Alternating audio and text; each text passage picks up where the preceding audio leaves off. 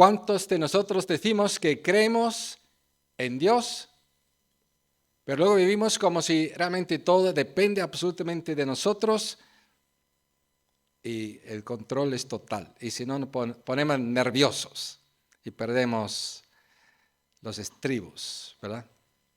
¿Cuántos de nosotros decimos eso y creemos en Dios, pero realmente vivimos como si totalmente todo dependiera de nosotros y para Dios no cabe nada realmente que hacer? Incluso hay iglesias que realmente, si Dios no existiera, seguirían funcionando, ¿no? Y programas y ministerios, no solamente en nuestras vidas. Hoy veremos que la fe que Dios espera de nosotros no es solo creer en Dios, sino creerle a Dios. ¿Veis la diferencia? Aquí no pone creer en Dios, es actuar. Es creer a Dios. Y te digo, cambia radicalmente en Dios que a Dios. Y ver lo sobrenatural. Creer a Dios es actuar y ver lo sobrenatural. Ahí está donde Dios nos quiere tener y quiere manifestarse en nuestra vida y quiere ser el protagonista de nuestra vida. No uno que, bueno, por ahí también actúa, sino el que está al principio, en cada momento, todo determinando nuestra vida. Él es el primero en este universo, estaba primero y es el primero y será el primero. Y si no estamos sincronizados con Él en este sentido, tenemos que ajustarnos. Y hoy estamos para esto aquí. Tenemos 3 pasajes, como nos ha dicho David, rey David: Génesis 22, Efesios 2 y Santiago 2. Fácil de recordar. 2, 2, 2 y 2. Génesis, Efesios y Santiago.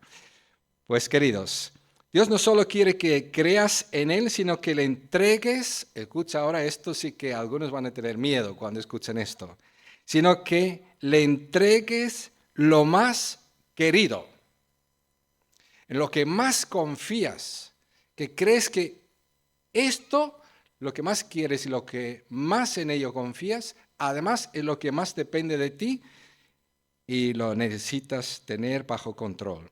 Él quiere que lo entregues a Él para que el control, ¿quién lo tenga?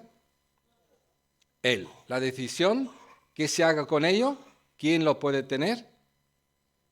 ¿A quién se lo entregas esa capacidad de tomar decisión? A Dios, ¿no? ¿Por qué? Si tú crees en Dios, no lo vas a hacer necesariamente. Pero si crees a Dios, no hay otra. O no le crees. Si tú crees a Dios y te dice, escucha lo tuyo, lo que más quieres, lo que más confías, que tú crees que solamente depende de ti, bajo tu control va a prosperar y no hay forma de recuperarlo como lo entregues, Dios va a decir, no estás creyendo a mí,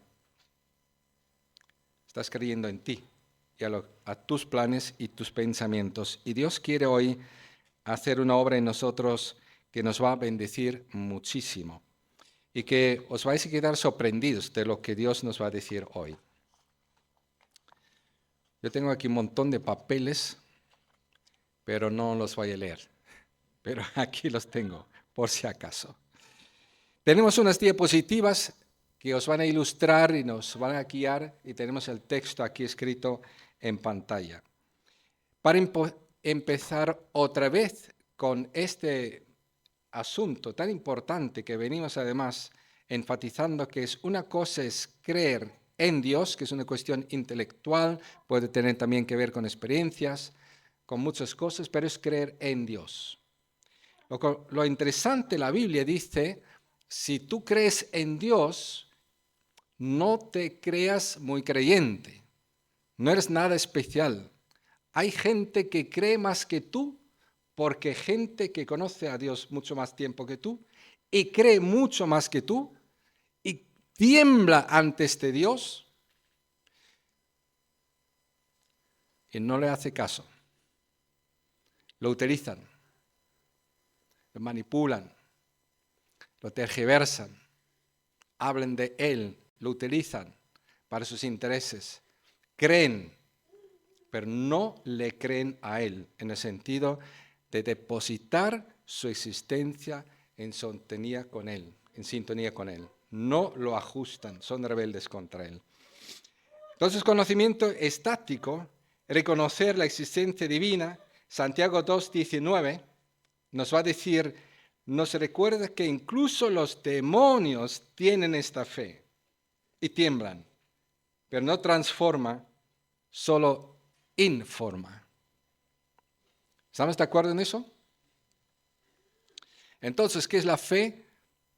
A Dios. Es confianza activa, creer a Dios. Confianza dinámica, asumir que la palabra de Dios es la realidad absoluta y actuar en consecuencia. Quiere decir, cuando Dios habla, esto cuenta. Esto es lo que Dios dice y creo a Dios y eso se va a hacer en mi vida. ¿Cómo? Ni idea. Me parece imposible. Pero para Dios no hay nada imposible. Y yo me apunto, creo a Dios y eso se va a hacer en mi vida. O sea que es una vida que lo único que interesa, se preocupa es saber qué es lo que Dios hace, quiere hacer a través de mí, en mi vida, qué es lo que Dios quiere y que luego pienses qué puedes hacer tú de todo eso, lo que Dios quiere que se haga en tu vida, y luego todo aquello que es imposible para ti, tú estés totalmente tranquilo y digas, pues esto es problema de Dios. Vamos a ver aquí una realidad histórica, que es la vida de Abraham, que venimos estudiando Génesis en adelante, y ahora estamos aquí después de que Abraham creyó a Dios cuando vio las estrellas y Dios le dijo, así va a ser tu descendencia, él con su esposa estéril y él viejo, pero en tu hijo que te voy a dar voy a bendecir, en su descendencia voy a bendecir todas las naciones y cree que yo los puedo hacer, porque mira, las estrellas, ¿quién los ha puesto? Yo. ¿De qué? De nada. ¿De qué manera? Pues a mi manera. Yo tengo el poder, así voy a obrar en tu vida. Abraham escuchó a Dios, creyó a Dios y fue declarado justo delante de Dios, adecuado, en sintonía con Dios, aceptable ante Dios, salvo por la fe. Pero es una fe que actúa, que se puede comprobar. Tiene fe como un árbol que tiene raíces que no ves, pero tiene luego fruto que ves, fruto de fe. Y si no tiene fruto, es que igual no existe realmente esa raíz abajo. Confianza dinámica, asumir que la palabra de Dios es la realidad absoluta y actuar en consecuencia es la fe que mueve montañas y produce obras. ¿Estamos de acuerdo con eso también? ¿Sí? Lo entendemos, ¿no? Ahora viene la historia sorprendente. Tú imagínate que este Abraham tiene ya su hijo Isaac. Bueno, primero se equivocó con la esclava, tuvo otro hijo, Ismael, y vaya lío, tuve que echarlo de casa porque no había forma de convivir. Y realmente le dolió, pero tuve que actuar ahí también en obediencia. Y Isaac ya tenía unos 25, 30 años, 33 años más o menos, no era un niño, como algunos dibujan, sino estaba más cerca de los 37 años que de los 8 o 10 que a veces le dibujan. 25 años, 30 años. Y está colaborando con su padre ya mayor, mucho más de 125 años, igual ya tenía.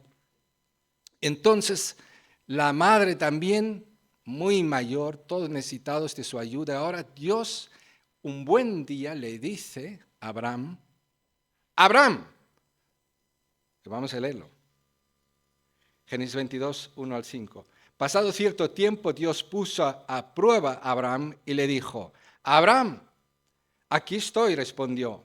Y Dios le ordenó, toma a tu hijo, el único que tienes y al que tanto amas, y ve a la región de Moría. Una vez allí, ofrécele como holocausto en el monte que yo te indicaré. Abraham se levantó de madrugada y ensilló su asno, también cortó leña para el holocausto y junto con 2 de sus criados y su hijo Isaac, se encaminó hacia el lugar que Dios le había indicado. Al tercer día, Abraham alzó los ojos y a lo lejos vio el lugar. Entonces les dijo a sus criados quedaos aquí con el asno, el muchacho y yo seguiremos adelante para adorar a Dios y luego regresaremos junto a vosotros. Vaya, fue un golpe al corazón de Abraham. Fue una petición mayor no podría ser, ¿verdad? Al hijo, al único, al que tanto amas. Seguimos leyendo qué pasó. Génesis 22, 6 a 10. Abraham tomó la leña del holocausto y la puso sobre Isaac, su hijo. Él, por su parte, cargó con el fuego y el cuchillo. Los dos siguieron caminando juntos. Isaac le dijo a Abraham: Padre, dime, hijo mío, aquí tenemos el fuego y la leña, continuó Isaac, pero ¿dónde está el cordero para el holocausto? El cordero, hijo mío, lo proveerá Dios, le respondió Abraham. Y siguieron caminando juntos. Cuando llegaron al lugar señalado por Dios, Abraham construyó un altar y preparó la leña. Después ató a su hijo Isaac y lo puso sobre el altar encima de la leña. Entonces tomó el cuchillo para sacrificar a su hijo. ¿Tú estás ahí? Ahí al pie del altar, tú estás viendo a Isaac sobre estas piedras con el altar. Tú ves ahí la leña, tú ves ahí el fuego que está preparado para prender fuego a la leña. Tú ves el cuchillo en la mano de Abraham. ¿Tú estarías ahí con tu hijo?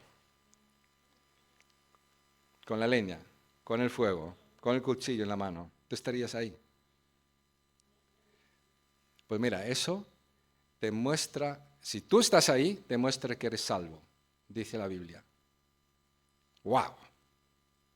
No lo digo yo, ¿eh?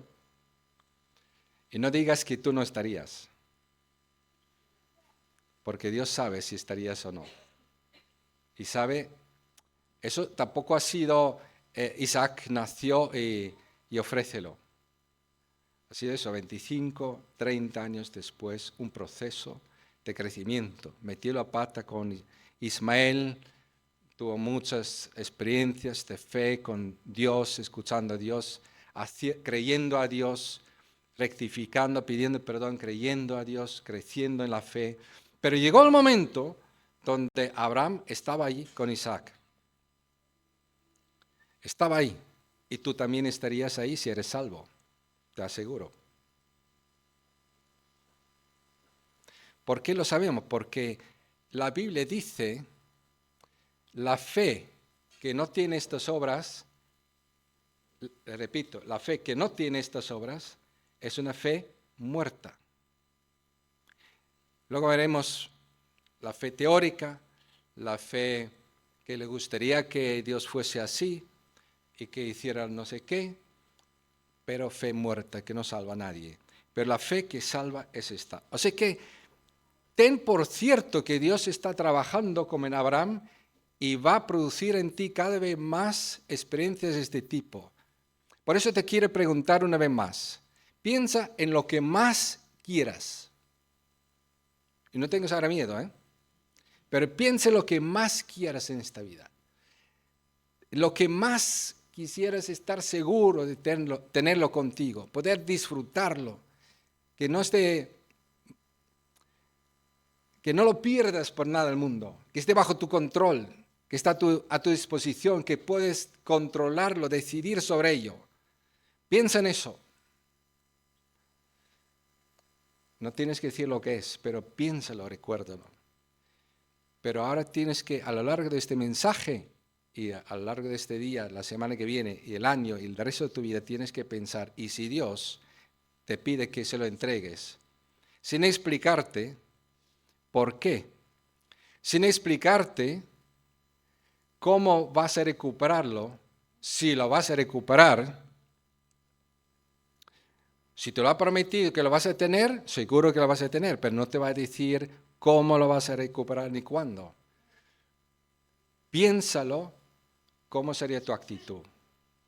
Y cree que si tienes fe a Dios, para creer a Dios, si tienes fe viva, si tienes el Espíritu de Dios, que produce además en ti un crecimiento de fe, que por excelencia es el Espíritu Santo, nos hace creer a Dios, nos capacita a creer a Dios, confiar en Él, depender de Él, ver su poder sobrenatural en nuestra vida, en todas las áreas que haga falta. Pues confía que puedes superar cualquier prueba en esta vida. Te vuelvo a decir lo que dije hace poco. Ocúpate como creyente a Dios solo de una cosa, de saber qué es lo que Dios te pide que hagas, y de la segunda cosa, cuál es tu parte de responsabilidad, y proponte a cumplir con ello, dependiendo de Dios, evidentemente. Y todo lo demás, que es imposible, que no cuadra, que no hay forma de entenderlo, que no puedes saber cómo se puede realizar esto, todo apunta que es imposible, pues no te preocupes. Tú tranquilo, duerme tranquilo, vive tranquilo. Dios es capaz de hacer aquello que es imposible. Para Él no hay nada imposible. Es lo que creemos, ¿no? Eso cantamos, ¿no? Pues hay que vivirlo. No podemos ser creyentes de palabrería. Tenemos que ser creyentes que creemos a Dios, y Dios en nosotros produce estas obras de la fe, porque Él nos ha dado todo su poder a vivir en nosotros en nuestro tiempo ahora, en nuevo pacto que vamos a ver al final del mensaje. Este poder que resucitó a Jesucristo entre los muertos, este vive en ti, en mí, para realizar todo aquello que Dios se propone hacer en nuestra vida a través de nosotros, a pesar de todo. ¿De acuerdo? Si queréis ya podemos ir a casa. Es lo esencial lo que he predicado. ¿Seguimos? Vale. El diagnóstico, el primero es, fíjate lo que dice. Pasado cierto tiempo Dios puso a prueba a Abraham. ¡Wow! ¿Es justo eso? No es cuestión de que si es justo, es necesario, es imprescindible. Nadie puede crecer en la fe si no está puesta la fe a prueba. No hay alumno que se madura como alumno, no hay profesional que es mejor profesional, no hay mejor madre, no hay mejor padre, no hay mejor de nada, no mejor creyente, miembro de la iglesia, si no es probado. Si viene la prueba y falla, pues es que no ha aprendido mucho. Tiene que repetir las lecciones hasta que la prueba saque a luz que ya sabe realmente y no falla. Eso es el proceso para cualquier cosa y cualquier persona. Pero ¿cuál es la diferencia entre prueba y tentación? Dios no tienta a nadie para hacerle tropezar. Dios no destruye la vida de nadie. Entonces, ¿qué destruye a las personas cuando entran en dificultades? Es su propia maldad. Es que han solamente creído en Dios. ¿Para qué? Para aprovecharse de Dios, para pedir cosas a Dios, para manipular a Dios, para hacerlo, para creer a Dios a su manera, para hacer la vida a su manera. Y cuando viene la prueba, se convierte en una tentación para ellos y caen, porque su maldad les hace tropezar. El origen proviene de la maldad del ser humano, la tentación. Satanás agarra allí también, es un tentador evidentemente. Pero la prueba divina proviene del diseño soberano de Dios, que sabe lo mejor, cuál es lo mejor para ti y para mí. La tentación, propósito, busca la destrucción de la persona, y la prueba divina busca refinar y sacar a la luz la verdadera fe. El resultado es muy diferente, conduce al fracaso espiritual. La gente tropieza, se aparta, ve su vida desviarse, ser un fracaso lamentable, triste, pérdidas o inútil, exitoso pero inútil. Es la mayor pérdida creo que hay. Muestra que la fe es real y activa, es lo que sacará ante la prueba. ¿Entendido eso? Para que no tengas miedo de las pruebas de Dios. Tú solamente pide que tu maldad no interfiera, que esté bajo el control del Espíritu Santo, que es el único poder en el universo que puede controlar tu maldad, el poder del Espíritu Santo, a través de la palabra y la presencia de Dios, por tanto, en tu vida. Pero lo demás es una bendición cuando Dios nos prueba. Yo una vez escuché a una pastora decir, yo no voy a pedir a Dios ninguna prueba. Tremendo, ¿no? Una petición que apunte directo al corazón. Toma a tu hijo, el único que tienes, al que tanto amas, y ve a la región de Moría. Una vez allí, ofrécelo como holocausto en el monte que yo te indicaré. ¿Qué es un holocausto? Es uno de los 5 o 6 diferentes sacrificios del Antiguo Testamento posibles y es el sacrificio que más radicalmente se ofrece a Dios. Quiere decir, hay sacrificios, por ejemplo, de harina, que te metes al horno, lo comes junto para tener una comunión con Dios y con los que comen de este sacrificio de agradecimiento, de gratitud por todo en tu vida o las cosechas, etcétera, etcétera. Pero hay un holocausto, que es cuando tú quieres rendir tu vida a Dios. Quieres decir a Dios, tú eres todo para mí. Tú eres el primero, el último y todo lo que soy. Todo te pertenece, todo lo que soy es tuyo, Señor. Y voy a ofrecerte un sacrificio, un holocausto. Quiere decir, voy a llevar este animal, le voy a cortar ¿cómo se llama eso? El cuello.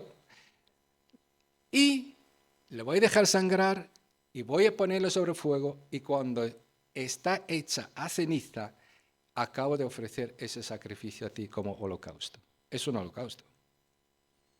Es que se lee tan fácilmente, ¿verdad? Pero eso levantar el cuchillo y tener fuego al lado era solamente el comienzo. Pero eso terminaría en cenizas, o sea, llevar a Isaac en un recipiente, un puño de cenizas. Dios le pide a Abraham lo imposible, le pide entregar la esencia misma de lo que ama y en lo que ha depositado toda su confianza terrenal y su futuro, no solamente suyo, sino de toda la descendencia, incluso de toda la humanidad, porque Dios dijo, voy a bendecir en el descendiente de Isaac todas las naciones del mundo, a través de toda la historia humana. Todo esto tenía que ofrecer un holocausto a Dios, para dejarlo en cenizas. Eso era su parte. Ahora, ¿cómo hacer que se cumpla la promesa de Dios, que desde su descendiente, sean bendecidas todas las naciones del mundo? Esto, Abraham entendió, era problema de Dios. Eso no era su problema. Eso no era de su incumbencia. Eso no era lo que él tenía que saber cómo se haga. Él tenía que saber que, luego lo veremos, que él volverá con su hijo, con los criados que va a dejar en el camino, porque Isaac tiene que seguir vivo como ni idea. Bueno, Dios lo resucitará de la ceniza, digo yo. Es lo que decía Abraham para sí mismo. Eso era creer a Dios. Creer que Dios lo puede resucitar de las cenizas. La fe exige preparativos físicos también. Hay personas que dicen, yo creo a Dios, que me va a dar trabajo. Y como dijo el predicador ayer, son como el gato de sofá. Se suben al sofá, se dejan acariciar, son como el gato de Persia, precioso, ¿no? Gordo. Y cuando le dan de comer, pues baja lento, lento, come, se vuelve al sofá y se sube y así se duerme. Mira así, por si acaso hay alguien que se acerca y le puede molestar, pero realmente está tranquilo. Así hay gente que cree que se cree a Dios.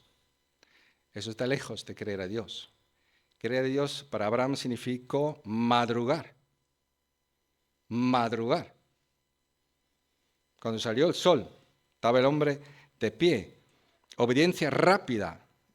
O sea que no tardó más de 24 horas en ponerse en marcha. No hay dilación en la respuesta a Dios. Él ensilló un asno, o dos, no me acuerdo ahora. Cortó leña, preparación material, hace todo lo posible dentro de la capacidad humana. Luego lo lees tú si eran 2 asnos o solamente uno. Caminó, acción sostenida, se pone en marcha, la fe no se queda en buenas intenciones. El jueves pasado estuvimos mi esposa y yo en Castro Jeriz, que es uno de los pueblos más importantes de España, y lo tenemos aquí en Burgos, en la provincia, a pocos kilómetros de aquí, por su historia y por su situación geográfica, en el que no voy a entrar en eso, pero me llamó, entre otras cosas, la atención un arbolito, porque me pasé así rápido y dije lo que voy a decir, mira, lo típico de los religiosos, se ponía árbol de las intenciones. Lo típico de las religiones, tienen intenciones, pero no para obedecer a Dios, no creer a Dios, sino intenciones para conseguir lo que quieren y ahí ponen sus deseos en el arbolito, ahí, con un clip, ahí. El árbol de las intenciones, pero eso no es creer a Dios. Y cuando Dios te manda una cosa, no es cuestión de intenciones, es cuestión de acciones. Propuestas sí, pero planificar cómo llevar estas puestas en marcha lo antes posible dentro del plan de Dios. Si Dios dice hay que ponerse ya en marcha, se pone en marcha. ¿Hacia dónde? Ni idea. Él no sabía dónde estaban estas montañas. Dios dijo, te voy a indicar. Cuando tú llegues sabrás. Y alzó los ojos y Dios le dijo, visión del destino al tercer día, debiste el lugar señalado por Dios. La obediencia no es solo un estado mental, sino hechos concretos enfocados en cumplir la palabra de Dios. No mis sueños, no mis ideas necesariamente. Puede ser totalmente lo contrario de lo que había pensado o deseado yo. Pero fijaos ahora lo que es creer a Dios. El muchacho y yo seguiremos adelante para adorar a Dios. ¿Te acuerdas? Holocausto. Adoración. Adoración no es cantar canciones aquí, Señor, te adoro. Adoración es un holocausto. Es, Señor, te adoro entregando mi vida sin reserva, sin discusión alguna, sin retener nada, ni esconder, ni camuflar nada. O sea, aquí todo abierto, Señor, aquí lo tienes. Escoge lo que quieres, haz lo que quieres con mi vida. Eso es adorar. Porque te reconozco que tú eres el Dios eterno, soberano.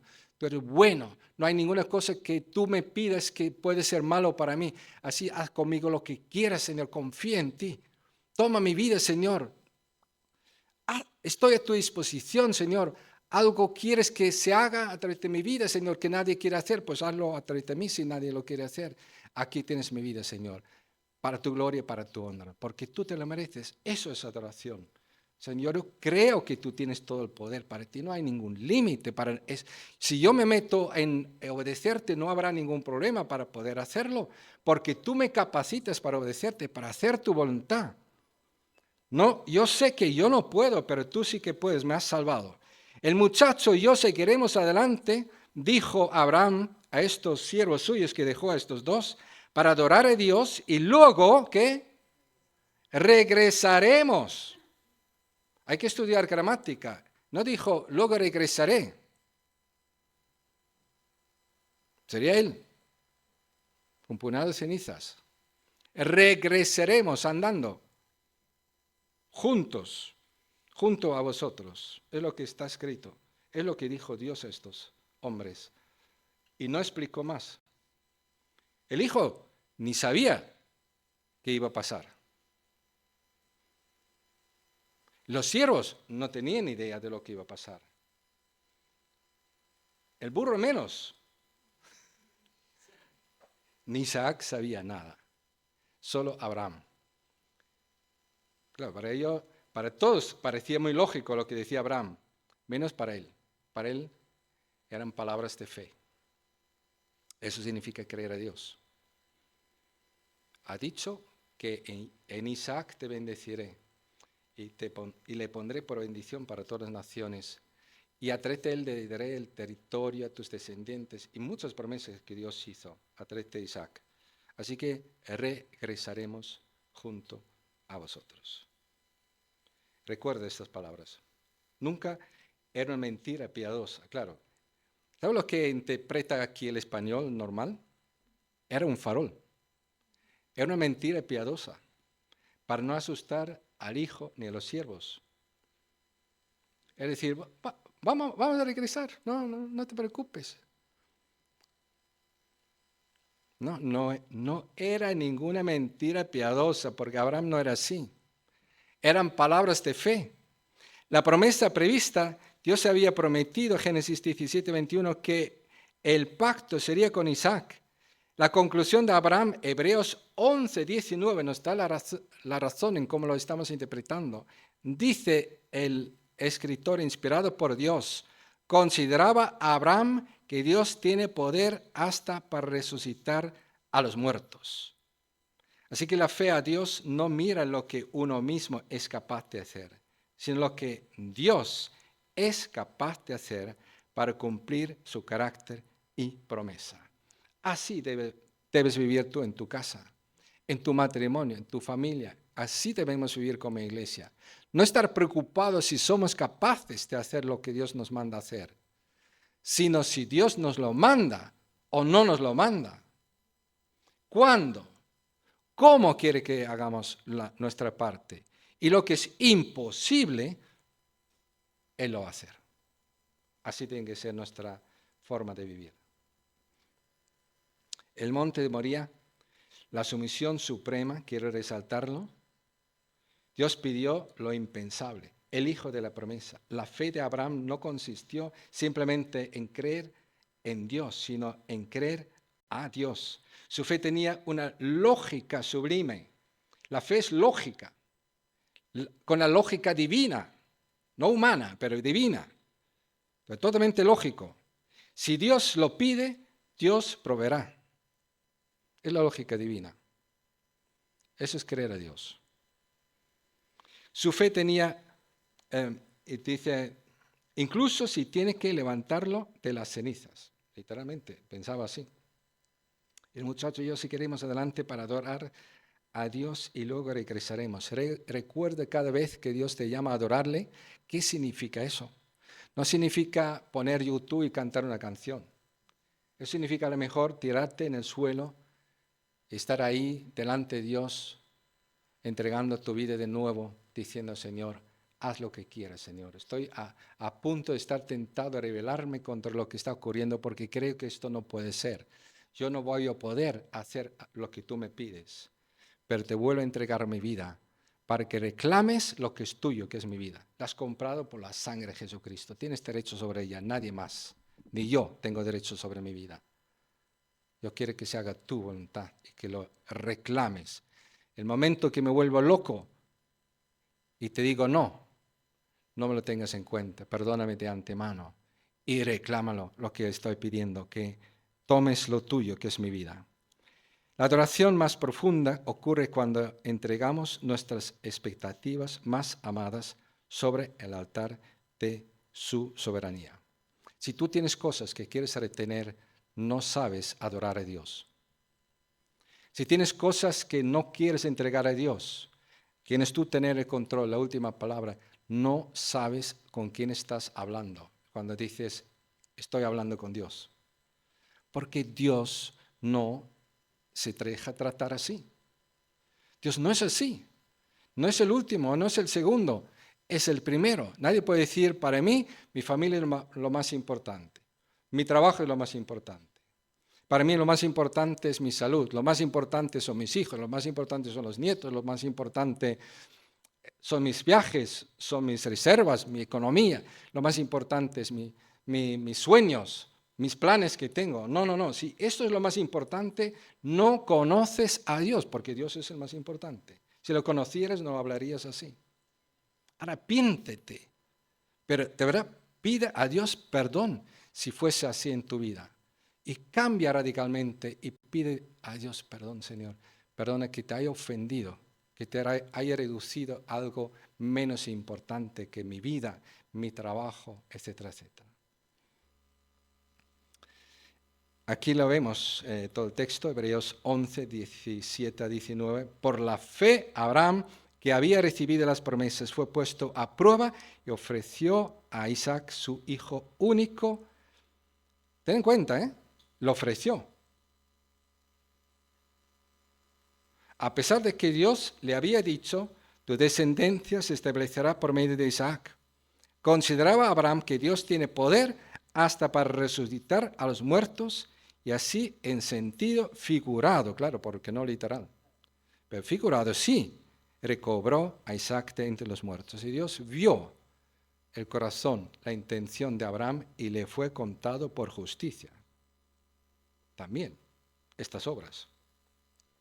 Pues Dios dice, yo lo veo y yo lo declaro adecuado, aceptable, una persona salva, que realmente cree, que no tiene fe muerta, sino viva. Génesis 22 al 11 al 14, ¿qué pasó entonces? Pero en este momento, el ángel del Señor le gritó desde el cielo, ¡Abraham! ¡Abraham! Aquí estoy, respondió. No pongas tu mano sobre el muchacho, ni le hagas ningún daño, le dijo el ángel. Ahora sé que temes a Dios porque ni siquiera te has negado a darme a tu único hijo. Abraham alzó la vista, en un matorral vio un carnero enredado por los cuernos. Fue entonces tomó el carnero y lo ofreció como holocausto en lugar de su hijo. A ese sitio Abraham le puso por nombre, el Señor provee. El Señor provee. El Señor lo hace posible. El Señor sabe cómo se hacen las cosas. Él sabe lo que pide y cómo llevarlo a cabo. Por eso, hasta el día de hoy se dice, en un monte provee el Señor. Era como un proverbio durante el Antiguo Testamento. ¿Hasta cuándo? No obstante, vamos hasta cuándo vamos a verlo enseguida. Pero vamos a fijarnos rápidamente en algún punto, porque luego creo que no se va a volver a mencionar en nuestros estudios de todo el Antiguo Testamento. El ángel del Señor, ¿quién era? Claro, aquí, sinceramente, yo no soy traductor, pero me atrevo a decir, es una traducción para mí pésima. Porque podría haber puesto perfectamente el enviado del Señor. Porque este ángel no tiene alitas, ni es un ángel, es el enviado del Señor. Él, no dice el enviado del Señor. Y dice, yo ahora conozco que tú a mí no me has rehusado nada. ¿Escuchas al ángel hablar? ¿Entiendes lo que dice? Dice, yo soy Dios y yo ahora sé lo que hay en tu corazón y yo digo que a mí, a Dios, no has reservado nada a mí y has creído a Dios, a mí. Y te estoy parando porque veo ya lo que has hecho con tu corazón ya. Es como si lo hubieras hecho, entregar tu hijo, entregarlo en cenizas y creer que yo lo voy a resucitar, pero no es mi intención. Para. Pero es suficiente. Este ángel del Señor aparece a Abraham más adelante, 18, 19, y habla con él. Este ángel hablaba con Agar. Este ángel hablaba con Gedeón. Este aparece en el Antiguo Testamento. Es como una pre-manifestación de Dios el Hijo en forma de ser humano antes de su encarnación en Belén. Es bueno saberlo. Los testigos de Jehová, por ejemplo, no tienen idea de este ángel, de este enviado del Señor. dice que es el hermano del diablo, pero no tiene idea de gramática, no sabe interpretar, son loros, repiten lo que los falsos profetas han dicho y son falsos, absolutamente falsos, como profetas. Los adventistas también dicen, este ángel es el hermano de Satanás también son falsos. En su teología de Dios, del Hijo de Dios, y en la teología del sacrificio único de Jesús. Suficiente, son falsos. En cuanto a los días de sábado, son falsos también. Y los mormones más falsos todavía, claro. Y así muchos también se equivocan. Pero que sepamos que no escuchemos los falsos profetas, sino la palabra de Dios. El ángel del Señor, el enviado del Señor, dijo, ahora sé que temes a Dios porque ni siquiera te has negado a darme, no dar a Dios, darme a tu único hijo. No temas a Dios, a darme a Dios, tu único hijo. Abraham alzó la vista y sacrificó en su lugar este carnero, y Dios proveerá en futuro. El altar construido. Construye el altar, prepara la leña, ata a su hijo de 25 a 33 años, dispuesto a sacrificarlo totalmente. Abraham obedecía porque creía que a Dios le correspondía hacer posible lo imposible. Obras a la manera de la palabra, no a su propia manera. ¿Os acordáis? Creer a Dios no es creer a mi manera, a Dios. Es creer a Dios a su manera, según su palabra, lo que está escrito, lo que Dios quiso decir, lo que Dios manda, lo que Él expresa como su voluntad. El que no cree así, no cree, como Dios dice realmente en su palabra, como es aceptable para Dios. El sustituto provisto, el ángel interviene, ahora sé que temes a Dios.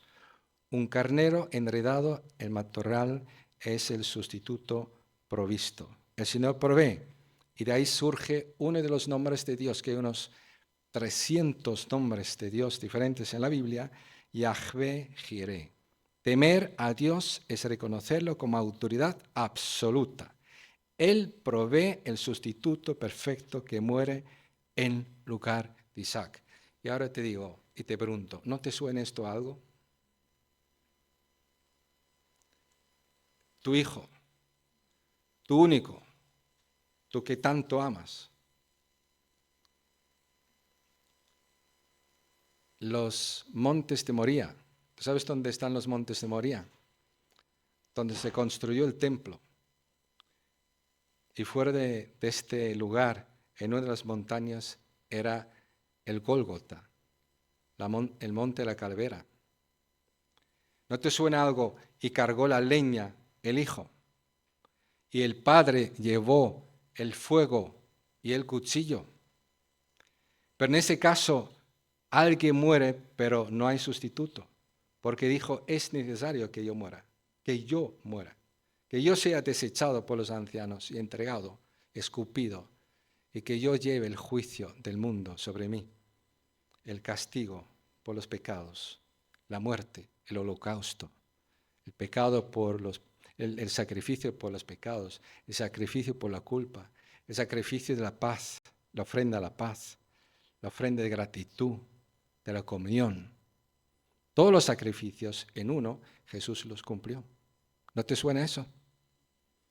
Que el monte Dios proveerá. ¿No dijo Juan Bautista, aquí el Cordero de Dios que quita el pecado del mundo?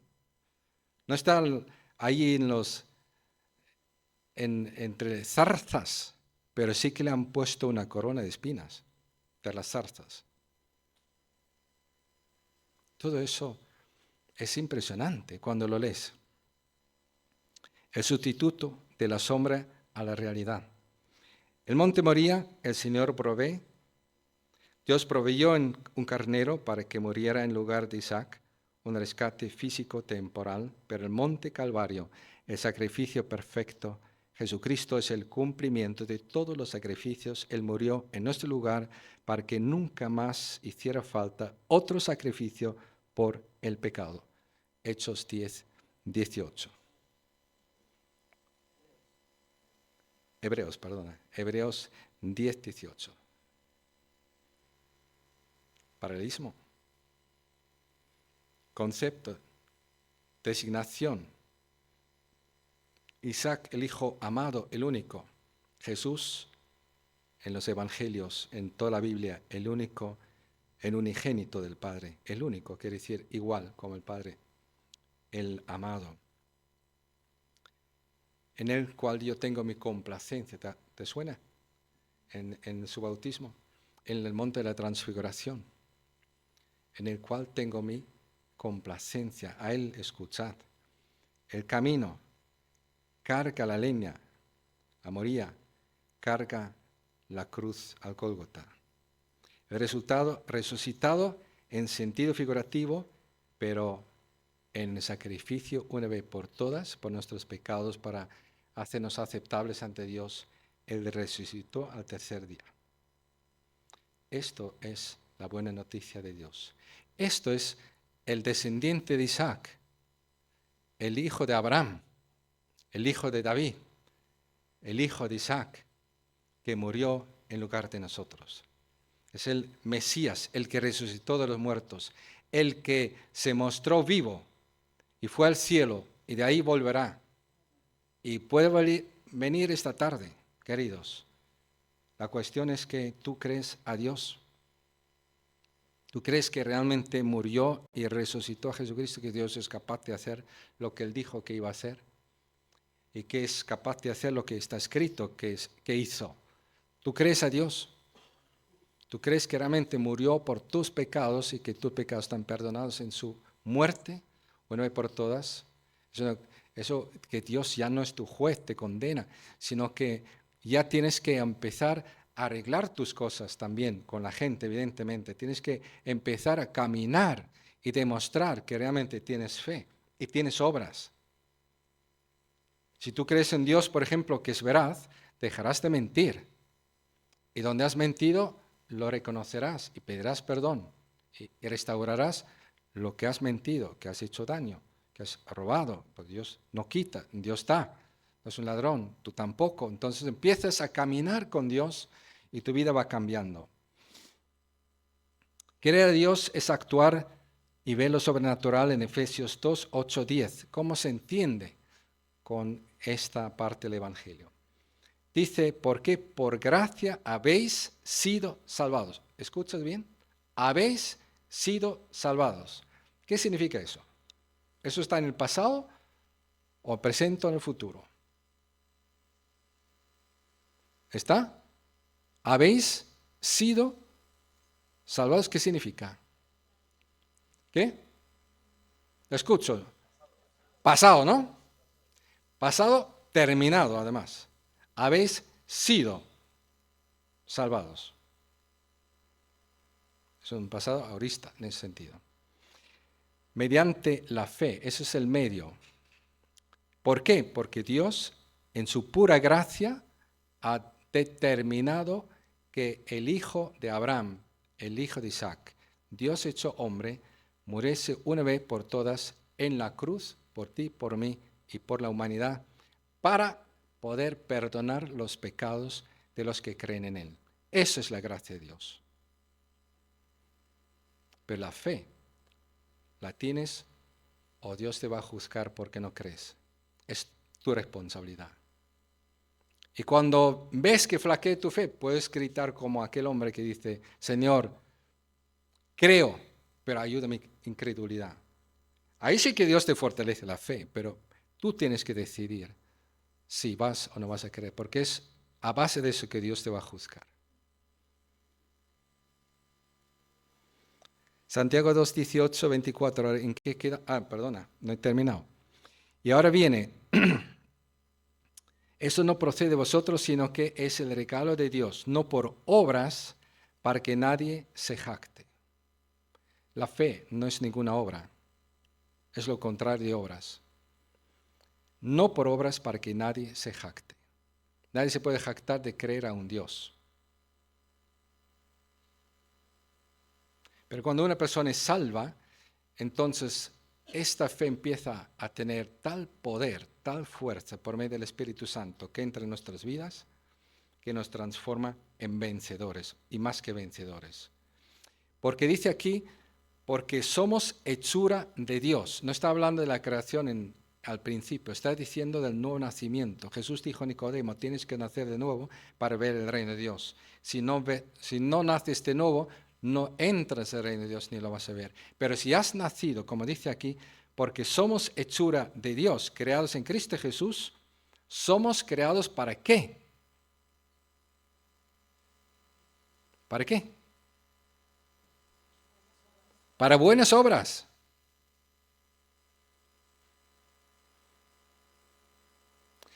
¿Cuánta gente cree que por sus buenas obras habrán sido salvados? Pero no tienen estas buenas obras. Porque lo que dice son buenas obras de personas creadas, renovadas, nacidas de Dios. Si una persona nunca se ha arrepentido, nunca se ha convertido a Cristo Jesús personalmente, genuinamente, por verse perdido totalmente y solamente salvado en Cristo, nunca ha nacido de nuevo, por lo cual no puede tener estas buenas obras que son preparadas por Dios. No se trata de salir ahí al primer mendigo a dar dinero, porque puede ser que vas a arruinar su vida, porque igual es un alcohólico, que lo único que va a hacer es ir al Camino Soria para emborracharse, y tú eres la culpable o el culpable. Además, vas en contra de la autoridad de este municipio. Aquí está prohibido apoyar la mendicidad en la calle, porque hay suficientes mecanismos sociales para que nadie, con ninguna razón humana, tenga que estar pidiendo nada en la calle. Hacer buenas obras dando dinero a un pobre que está ahí sentado no es ninguna buena obra que Dios te manda hacer. Te lo digo yo, te aseguro yo, porque he trabajado en eso como presidente de la Asociación Serás Más. Conozco las autoridades, las leyes y el trasfondo conozco a la gente también. Y no hablemos más. Pero la gente cree que pueden a lo mejor ser salvos incluso por hacer esas obras, que ni son buenas, ni mucho menos preparadas por Dios. Y así creen que porque uno ha curado 100 leprosos, por ejemplo, en un monasterio hace 500 años, seguro que va al cielo. Pero, señores, dice buenas obras que Dios ha preparado para las personas que previamente han conocido a Dios por la palabra de Dios, han creído a Dios a su manera, como Dios dice, no a la manera de religiones, de gente, falsos profetas, falsos apóstoles, falsas pretensiones. Hay que volver a la palabra de Dios, pero según la fe de la palabra de Dios, según esta fe, han creído en Cristo Jesús, han nacido de Dios y por esto hacen buenas obras que Dios ha preparado en sus vidas. Escuchan a Dios qué tengo que hacer y lo hacen. Esas son buenas obras que Dios ha preparado. No sé si me explique. Si Dios te dice, mira, esta persona, háblala, porque esta persona está buscando, por ejemplo, ayuda, sin pedirlo, y es verdad. Y tú le ayudas y le predicas el Evangelio y se arrepiente y se convierte, seguro que ha sido una buena obra que Dios ha preparado. Eso sí, porque eso es imposible que tú encuentres a esta persona y sea verdad que esta persona realmente necesita ayuda, justo a la que tú estás hablando, un ejemplo. Pero esas cosas, cuando esas cosas ocurren, podemos decir que Dios está detrás de todo eso, porque Dios dice, tú crees que hay un solo Dios. Magnífico. También los demonios lo creen y tiemblan. No me atrevo ni a decirlo, pero lo dice nuestra traducción. Y lo dice el original. ¡Qué tonto eres! Tú que lees estas palabras, dice, ¡qué tonto eres! ¿Quieres convencerte de que la fe sin obras es estéril? ¿No fue declarado justo nuestro padre Abraham por lo que hizo cuando ofreció sobre el altar a su hijo Isaac? Y a la vez su fe y sus obras actuaban conjuntamente y su fe llegó a la perfección por las obras que hizo. Así se cumplió la escritura que dice, creyó a Abraham a Dios y esto se le tomó en cuenta como justicia y fue llamado amigo de Dios. Como podéis ver, a una persona se le declara justa por las obras y no solo por la fe. Discusión teológica tremenda. Pero si coges el ejemplo de Abraham, está todo claro, ¿no? El cambio de paradigma de la fe, creer en Dios a creer a Dios. Y brevemente un testimonio, queridos. ¿Qué cosas nos puede pedir Dios a nosotros? Voy a poner un ejemplo. Dios, por ejemplo, me ha dicho, oye, ¿por qué no me pongas tú a mí de titular en la cuenta bancaria? Tú que vas a empezar a trabajar y vas a tener futuro, no sé qué. Y por otro lado, tú también, yo te voy a llamar para servirme, porque no me pones tú de titular de cuenta bancaria. Y cuando tú tienes, tú me la das. Y cuando no tienes, yo proveeré. ¿Te das cuenta? Entonces dice, bueno, todo mi futuro aquí voy ahora a poner en juego. Lo voy a entregar a Dios. Que haga lo que quiera con mi dinero. Si tengo, que lo puede gastar. Tiene todo derecho, gastar lo que quiera. Con la lógica de fe que él va a reponer lo que ha quitado, lo que necesite, lo que sea. Yo dije a Dios que sí. ¿Qué te parece? ¿Está buena decisión? Te voy a poner un ejemplo.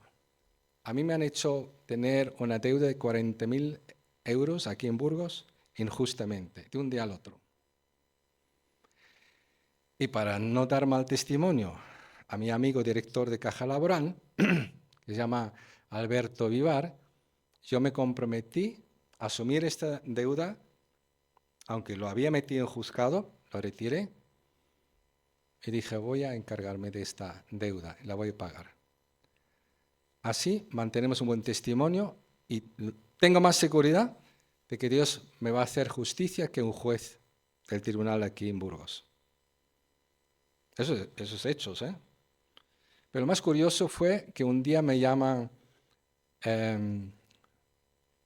un amigo mío y él me dijo, oye, Rimar aquí en Burgos necesita 400 euros para transportar unas sillas para un evento en Lugo y que piden una persona que subvenciona este viaje.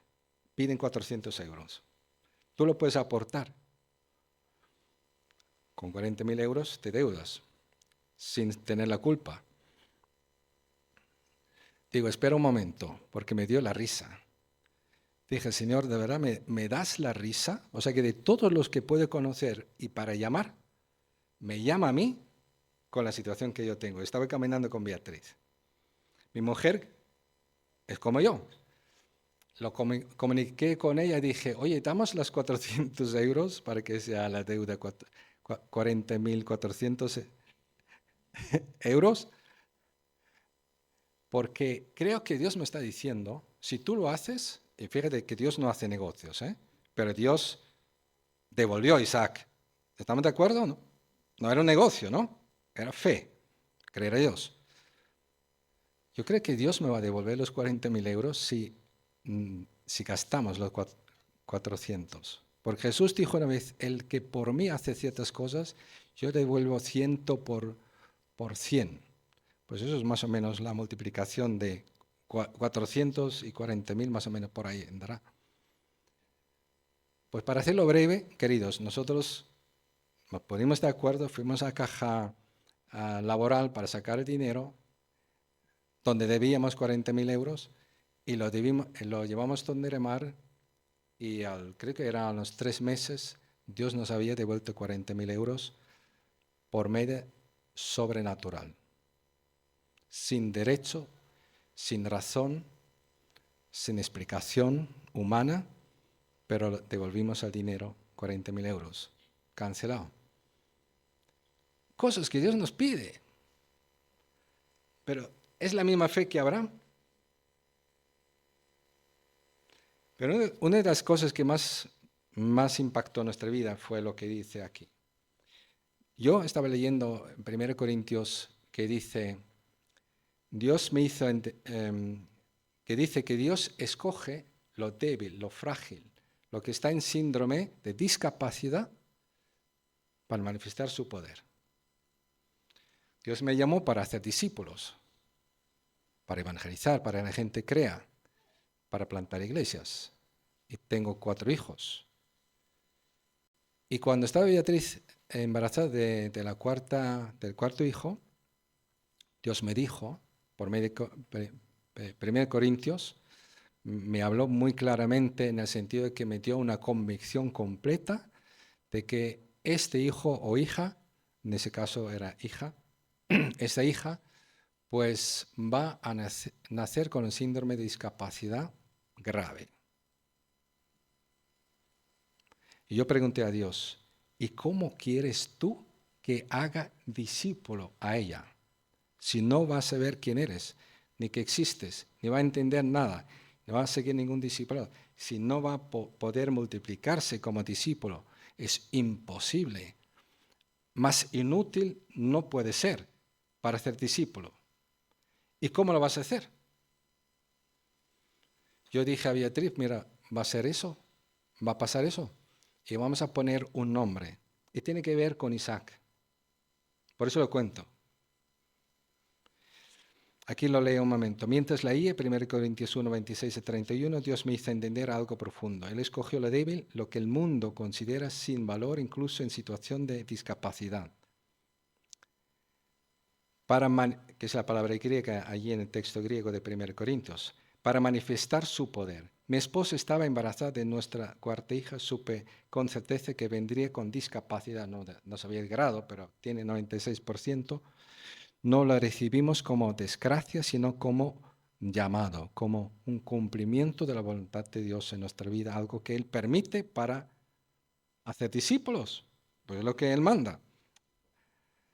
Aquí voy a mostrar mi gloria no en lo fuerte, sino en lo débil. Y en ese tiempo estaba leyendo los salmos, y hay un salmo 118, 27, que dice, atad víctimas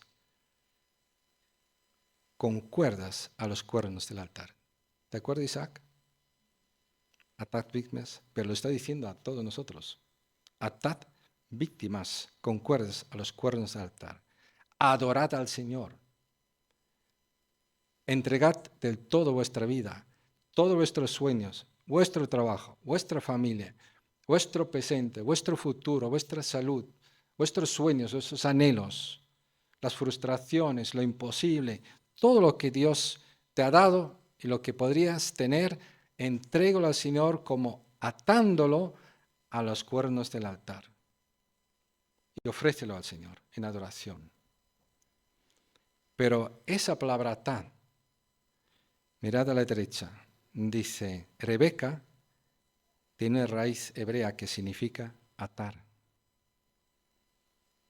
Yo no me acuerdo cómo se me ocurrió mirar el hebreo para llegar a esa conclusión, pero esto es la prueba de que nosotros sabíamos que Rebeca estaba discapacitada en el vientre de mi madre y que elegimos este nombre de atar por esta razón. Ahí está la prueba. El sacrificio atado no es pérdida, es entrega voluntaria, con propósito. Simboliza vidas ofrecidas en fe y adoración. La gloria de Dios manifestándose a través de que el mundo considera débil. Dicho de otras maneras, queridos, no tengamos miedo a que Dios haga con nosotros lo que quiera.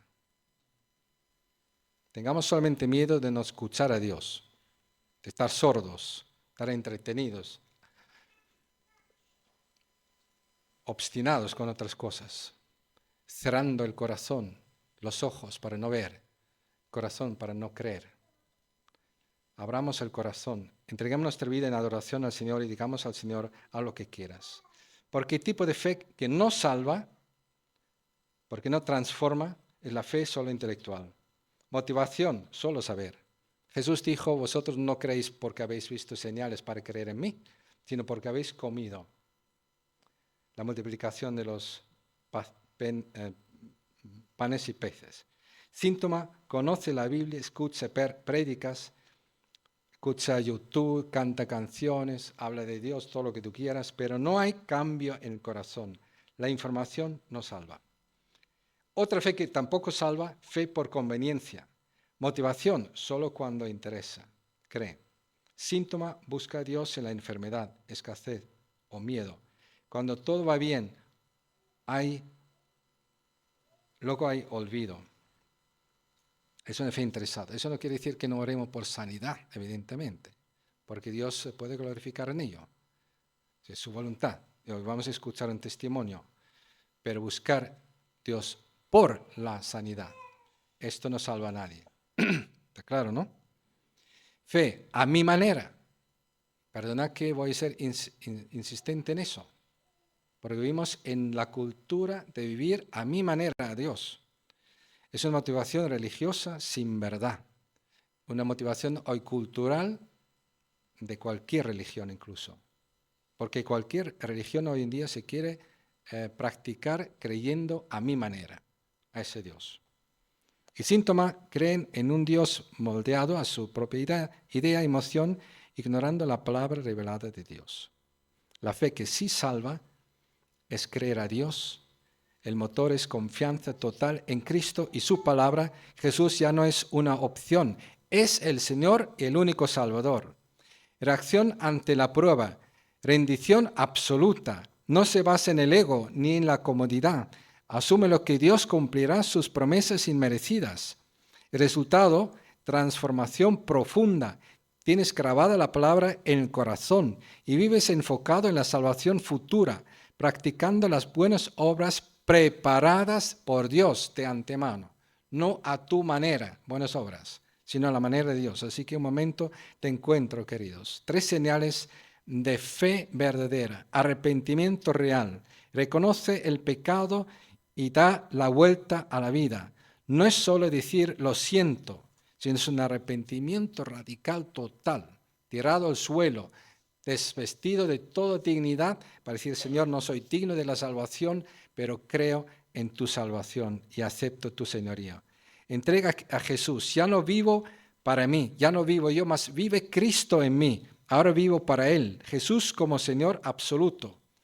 Mateo 16, 25, ¿qué puedes tú pretender ganar en esta vida? Si persiguiéndolo vas a perder tu alma. Dijo Jesús, yo quiero que estés dispuesto a perder tu vida por causa de mí, porque si tú la guardas para ti, la vas a perder. Es lo que dijo Mateo 16, 25.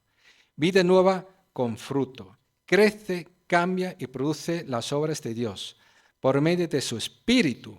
No es perfección, es una nueva creación. El que está en Cristo es una nueva creación. Lo viejo ha pasado, todo está hecho nuevo. Y por eso las obras son nuevas obras, son obras del Espíritu Santo, son obras guiadas por Dios, obras de acuerdo con Dios, obras que glorifiquen a Dios. Ninguna religión, ninguna religiosidad, ninguna persona nos salvan, pero sí que demuestran que esta persona tiene fe y es salva, y ha sido salvada, y vive una vida salvada y será salva en futuro. Dios no busca gente perfecta, busca corazones sinceros. ¿Cuál es la característica de tu fe? ¿Está dispuesto a ascender tu propio Moría? ¿Estás dispuesto a asumir ese reto esta mañana que te estoy proponiendo? De subir a tu montaña de Moría, a la próximo reto de Dios. ¿Estás dispuesto a decir esta mañana, estando aquí o en tu lugar donde lo escuches, Señor, aquí estoy, haz conmigo lo que te plazque, lo que tú quieras, Señor. Pide lo que sea, cuenta conmigo. ¿Tú estás dispuesto a eso? ¿Estás dispuesto a creer que Dios realmente entregó su Hijo por tus pecados y lo resucitó de los muertos como demostración de ser el Señor y Salvador, para poder en Él tener esta vida nueva y tener el Espíritu Santo y poder vivir de esta forma? Da el paso hoy y verás cómo tu vida cambia al creer a Dios. Creer a Dios es actuar, no de cualquier manera. No tiene límites. Y es ver lo sobrenatural.